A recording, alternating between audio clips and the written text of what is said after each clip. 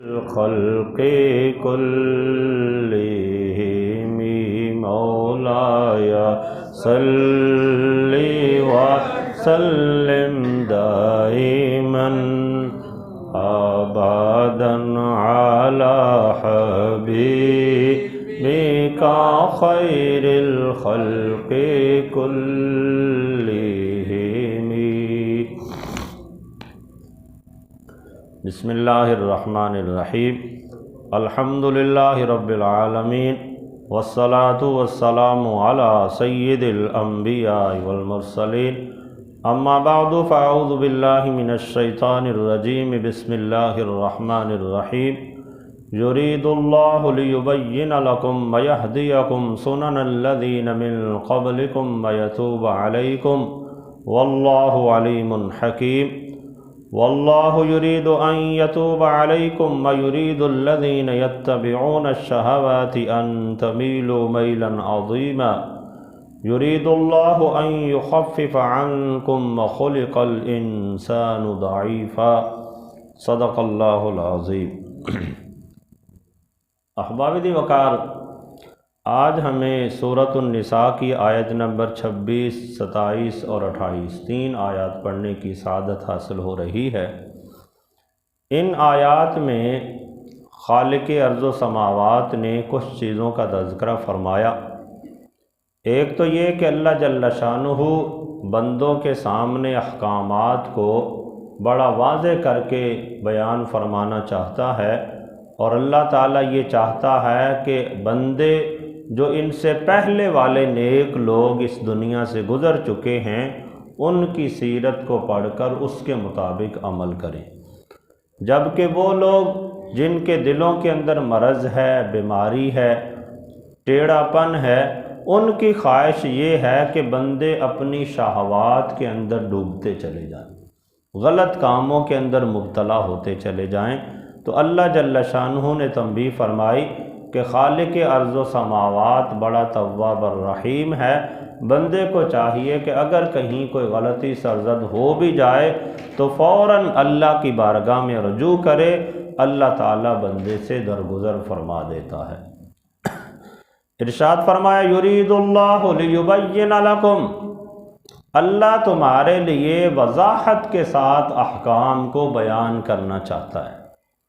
وَيَهْدِيَكُمْ سُنَنَ الَّذِينَ مِن قَبْلِكُمْ، اور تمہیں ان لوگوں کے راستے پہ چلانا چاہتا ہے جو تم سے پہلے نیک لوگ گزر چکے. وَيَتُوبُ عَلَيْكُمْ، اور اللہ تمہاری توبہ قبول کرنا چاہتا ہے. وَاللَّهُ عَلِيمٌ حَكِيمٌ، اور اللہ خوب جاننے والا ہے.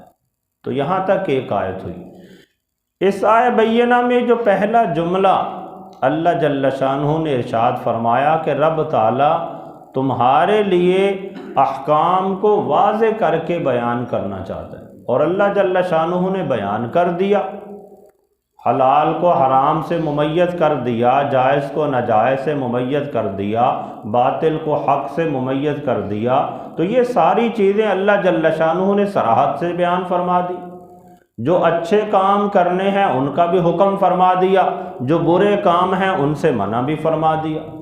جو اچھے کاموں پہ اللہ اور اس کے حبیب کی اطاعت کے مطابق عمل کرے گا اسے رب تعالیٰ نے جو انعام دینا ہے، جنت عطا فرمانی ہے، اسے بھی بیان فرما دیا. اور جو برے کاموں میں مبتلا ہوگا، کفر کی دلدل کے اندر پھنس جائے گا، اسے اللہ تعالیٰ نے جو دائمی عذاب اس کے لیے تیار کر رکھا ہے اس کا بھی تذکرہ فرما دیا. تو یہ ہے یرید اللہ لیبین لکم، اللہ یہ چاہتا ہے کہ تمہارے لیے احکام کو واضح کر کے بیان فرما دے. تو رب تعالیٰ نے بیان فرما دیے. وَيَهْدِيَكُمْ سُنَنَ الَّذِينَ مِن قَبْلِكُمْ، اور رب تعالیٰ یہ چاہتا ہے کہ تم ایسے لوگوں کے راستے پہ چلو یا تمہیں ایسے لوگوں کے راستے کی طرف ہدایت دے جو تم سے پہلے گزر چکے، جنہوں نے اللہ اور اس کے رسول کی اطاعت کے مطابق اپنی زندگی بسر کی. تو بندے کو چاہیے کہ بندہ ان لوگوں کی سیرت کو پڑھے، اپنے سلف صالحین کو دیکھے، حضور کے صحابہ کرام کو دیکھے، تابعین کو، تبع تابعین کو دیکھے، اولیاء اعظام کو دیکھے، علماء حقہ کو دیکھیں کہ انہوں نے کس انداز سے قرآن و سنت کو سیکھا اور کس انداز سے قرآن و سنت کے احکام کو اپنے بدن کے اوپر نافذ فرمایا اور اپنی زندگی قرآن و سنت کی تعلیمات کے مطابق گزاری۔ تو ایسے ہی ہمیں بھی چاہیے کہ جیسے ہم سے سابقہ لوگوں نے، پہلے لوگوں نے اپنی زندگیاں قرآن و سنت کے مطابق گزاریں، تو ہمیں بھی چاہیے کہ ہم ان کی سیرت پہ عمل کرتے ہوئے، ان کے طریقے کو ملحوظ خاطر رکھتے ہوئے ہم بھی اپنی زندگیاں قرآن و سنت کے مطابق گزاریں۔ وَيَتُوبُ عَلَيْكُمْ، اور اللہ یہ چاہتا ہے کہ اللہ تمہاری توبہ قبول فرمائے۔ یعنی بندے سے اگر کوئی غلطی سرزد ہو جاتی ہے تو بندے کو اللہ کی بارگاہ سے نا امید نہیں ہونا چاہیے۔ وہ خالق بڑا تواب الرحیم ہے۔ بندہ ایک دن میں اگر 70 مرتبہ بھی گناہ کر لینا تو اللہ کی بارگاہ میں گڑ گڑا کے عاجزی و انکساری کے ساتھ توبہ کر لے اور دوبارہ ہمیشہ کے لیے اس گناہ سے بچنے کا پختہ عہد کر لے، رب تعالیٰ پھر بھی اس کی توبہ کو قبول فرما لیتا ہے۔ واللہ علیم حکیم، اور اللہ تعالیٰ خوب جاننے والا اور بہت حکمتوں والا ہے۔ دنیا کے اندر کوئی ایک پتا بھی ایسا نہیں ہے کہ جو حرکت کرے اور اللہ کے علم میں نہ ہو، بلکہ اللہ کے اذن کے بغیر کوئی چیز دنیا کی حرکت کر سکتی نہیں ہے۔ دنیا کے اندر جو بھی معاملات ہو رہے ہیں یہ سب رب تعالیٰ کے حکم اور اللہ کے اذن کے ساتھ ہو رہے ہیں، اور جو بندے کے دل کے اندر ذرا سا خیال بھی آتا ہے، بندے کے دل میں خیال بعد میں آتا ہے، اللہ کو پہلے ہی اس کے بارے میں علم ہوتا ہے۔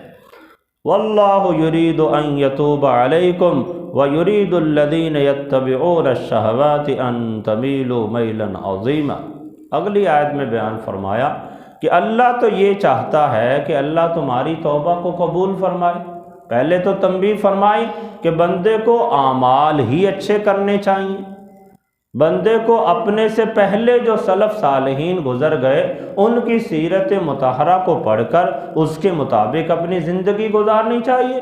لیکن اگر کوئی غلطی ہو جاتی ہے، بندہ ہے، بشر ہے، بھول جاتا ہے، شیطان کے بہکاوے میں آ جاتا ہے، تو بندے کو چاہیے اللہ کی بارگاہ میں حاضر ہو جائے، اپنی جبین نیاز کو رب تعالیٰ کی بارگاہ میں جھکا دے۔ اللہ غفور الرحیم ہے، تواب الرحیم ہے، رب تعالیٰ معاف فرما دے گا۔ تو فرمایا اللہ تو تمہیں معاف کرنا چاہتا ہے، لیکن فرمایا وَيُرِيدُ الَّذِينَ يَتَّبِعُونَ الشَّهَوَاتِ، اور وہ لوگ جو خواہش نفس کی پیروی کرتے ہیں، جو اپنی نفسانی خواہشات کی دلدل کے اندر پھنسے ہوئے ہیں، وہ یہ چاہتے ہیں ان تمیلوا میلا عظیما، کہ تمہیں سیدھی راہ سے بہت دور لے جائیں۔ تو یہ بہت سارے ایسے معاشرے میں لوگ ہوتے ہیں، کفار و مشرکین ہیں، وہ ہمیشہ سے یہ چاہتے رہے کہ مسلمان اسلام کی طرف مائل نہ ہوں، قرآن و سنت کی تعلیمات کی طرف مائل نہ ہوں، بلکہ طرح طرح کے غلط قسم کی خرافات پیدا کر کے، مختلف قسم کے اعتراضات کر کے مسلمانوں کو بہکانے کی کوشش کرتے ہیں۔ اور کئی لوگوں کی خواہشات یہ ہوتی تھی کہ زنا حلال کر دیا جائے، جو محرمات ہیں یہ حلال کر دی جائیں، جبکہ رب تعالیٰ نے انہیں حرام فرمایا ہے۔ پھر وراثت کے معاملات کے اندر یہ لوگ کچھ اعتراضات کرتے تھے، یعنی ایسی چیزیں جو صرف ان کی اپنی عقل کے اعتبار سے درست ہوتی تھی، وہ یہ چاہتے تھے کہ اس طرح کے احکام نافذ کیے جائیں، جبکہ رب تعالیٰ تو علیم و حکیم ہے۔ اللہ تعالیٰ کی قدرتوں سے کون سی چیز باہر ہے، اور رب تعالیٰ ہر چیز کے بارے میں جانتا ہے کہ کس کام کے اندر بہتری ہے اور کس میں بندوں کے لیے نقصان ہے۔ تو رب تعالیٰ نے تو اس اعتبار سے معاملات کو دنیا والوں کے لیے نافذ فرمایا، جبکہ جو نفسانی خواہشات کے اندر مبتلا ہیں، جو شیطانی چنگل کے اندر پھنسے ہوئے ہیں، وہ پھر کام بھی شیطانوں والے ہی کرتے ہیں۔ کہ لوگوں کو الٹے الٹے کاموں کی طرف لے کے جاتے ہیں، غلط غلط قسم کے نظریات، شبہات لوگوں کے دلوں میں پیدا کرتے ہیں، جس کی وجہ سے بندے کو قرآن و سنت کے معاملات پر ہی اختلاف نظر آنے لگ جاتا ہے، قرآن و سنت کے احکامات کے اندر ہی تضاد ڈھونڈنے لگ جاتا ہے۔ تو ایسے لوگوں کی باتوں کی طرف بندے کو توجہ نہیں کرنی چاہیے، بلکہ ہمیشہ کوشش کرنی چاہیے کہ ایسے اعمال کرے جس سے اللہ بھی راضی ہو، اللہ کا حبیب بھی راضی ہو، اور بندہ دنیا و آخرت کے اندر کامیاب ہو جائے۔ یرید اللہ ان یخفف عنکم، اور اللہ یہ چاہتا ہے کہ اللہ تمہارا بوجھ ہلکا کر دے، یا اللہ تعالیٰ تمہارے اوپر ایسے احکام کو نافذ کرنا چاہتا ہے جو تمہارے اوپر بوجھ نہ بنے بلکہ ہلکے ہوں، آسانی کے ساتھ تم انہیں ادا کر سکو۔ وَخُلِقَ الْإِنسَانُ ضَعِيفًا، اور انسان کو کمزور پیدا کیا گیا۔ تو احباب دی وقار، اللہ جل شانہ نے بندوں کے لیے آسانی کا حکم دیا ہے۔ قرآن کریم میں سورۃ البقرہ کے اندر بھی اللہ جل شانہ نے ایسا مفہوم بیان فرمایا کہ یرید اللہ بکم الیسر ولا یرید بکم العسر، کہ اللہ تم پر آسانی چاہتا ہے، تمہیں مشکل کے اندر نہیں ڈالنا چاہتا۔ تو یہاں بھی اللہ جل شانہ نے یہی بیان فرمایا، یرید اللہ ان یخفف عنکم، اللہ یہ چاہتا ہے کہ تمہارے لیے خفیف احکام کو نازل فرمائے۔ اور واقعتاً ایسا ہوا، زمانہ قدیم کے اندر کچھ معاملات میں بڑی سختی تھی۔ بنی اسرائیل کے لیے مثال کے طور پر ان کے لیے حکم یہ تھا کہ وہ جو جگہ مسجد کے طور پر منتخب تھی، عبادت کے لیے منتخب تھی، وہ وہیں پہ آ کے عبادت کر سکتے تھے، کسی اور جگہ پہ نماز ادا نہیں کر سکتے تھے۔ جبکہ امت محمدیہ کے لیے اللہ نے آسانی پیدا فرمائی کہ ان کے لیے ساری روئے زمین کو اللہ نے مسجد بنا دیا کہ جہاں چاہیں نماز پڑھیں، اللہ کی عبادت کریں، اللہ ان کی عبادت کو قبول فرما لیتا ہے۔ پھر اسی طرح سابقہ امتوں کے لیے سختی یہ تھی کہ وہ صرف پانی سے ہی طہارت حاصل کر سکتے تھے، جبکہ امت محمدیہ کے لیے اللہ نے آسانی یہ پیدا فرمائی کہ اگر ان کے پاس پانی نہیں ہے تو رب تعالیٰ نے مٹی کے ساتھ امت محمدیہ کو تیمم کرنے کی اجازت عنایت فرمائی۔ تو اس طرح کے بہت سے معاملات ہیں جو پہلے جن میں سختی تھی، لیکن رب تعالیٰ نے امت محمدیہ پر کرم فرماتے ہوئے ان کے لیے احکامات کو آسان کر کے دنیا کے اندر نازل فرمایا۔ لیکن بدبختی ہے ایسے لوگوں کی کہ جو ان آسان احکامات پر بھی عمل کرنے کی طرف مائل نہیں ہوتے۔ رب تعالیٰ نے تو بندوں کے لیے آسانیاں پیدا کیں، لیکن بندے خود مشکلات کے اندر ڈوبتے چلے جاتے ہیں۔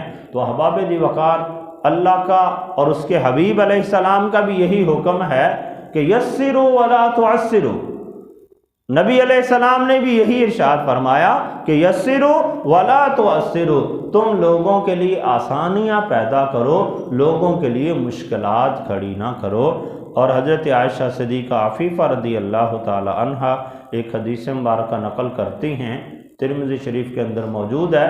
آپ بیان فرماتی ہیں کہ نبی علیہ الصلوۃ والسلام کو جب بھی دو کاموں کے بارے میں اختیار دیا جاتا تھا تو حضور ہمیشہ ان دو کاموں میں سے جو زیادہ آسان ہوتا تھا حضور اسے اختیار فرماتے تھے۔ شرط یہ ہے کہ اس کے اندر کوئی گناہ نہ ہو۔ تو جب ایسے معاملات ہوں کہ بندے کے لیے دو طرح کے راستے ہیں، دو طرح کے طریقے ہیں، تو بجائے اس کے کہ بندہ خود اپنے آپ کو مشقت کے اندر ڈالے، بندے کو چاہیے کہ جس میں آسانی ہے اس حکم کے مطابق عمل کر لے۔ رب تعالیٰ اس پر بھی بندے کو اجر و ثواب عطا فرما دیتا ہے۔ وَخُلِقَ الْإِنسَانُ ضَعِيفًا، اور فرمایا انسان کو کمزور پیدا کیا گیا۔ بدنی قوت کے اعتبار سے انسان کمزور ہے، لیکن رب تعالیٰ نے اسے ایسی روحانی قوت عطا فرمائی کہ اس سے کئی گنا زیادہ طاقتور جانور وہ انسان کے پیچھے لگ کے چل پڑتے ہیں۔ آپ دیکھیں نا، دیگر جتنے بھی جانور ہیں اونٹ ہے، ہاتھی ہے، بیل ہے، کتنے قوی ہیں، طاقتور ہیں کہ اگر طاقت کے اعتبار سے دیکھا جائے تو 20 بندے بھی ایک بیل کا مقابلہ نہیں کر سکتے، لیکن رب تعالیٰ نے روحانی اعتبار سے انسان کو ایسا تصرف عطا فرمایا کہ اونٹ بھی جب ایک چھوٹے سے بچے کے ہاتھ میں بھی اس کی مہار پکڑا دی جائے تو وہ اس کے پیچھے عاجز ہو کے چلنے لگ جاتا۔ ہاتھی اتنا بڑا جانور وہ بھی انسان کے سامنے جھک جاتا ہے۔ تو احباب دی وقار، اللہ نے ارشاد فرمایا وَخُلِقَ الْإِنسَانُ ضَعِيفًا، طاقت کے اعتبار سے تو انسان کو کمزور پیدا کیا گیا، اس لیے اس کے لیے احکام بھی آسان نازل فرمائے گئے، لیکن اللہ نے انسان کو بصیرت، عقل، سوچ، فہم اور رب تعالیٰ نے ایسی روحانیت عطا فرمائی کہ اس سے کئی گنا بڑی طاقتور چیزیں وہ انسان کے سامنے تابع ہو کے نظر آتی ہیں۔ تو احباب دی وقار، اللہ تعالیٰ کی بارگاہ میں دعا ہے کہ رب تعالیٰ ہم سب کو قرآن و سنت کی تعلیمات کو سمجھ کر اس کے مطابق عمل پیرا ہونے کی توفیق عطا فرمائے۔ وآخر دعوایا ان الحمد للہ رب العالمین۔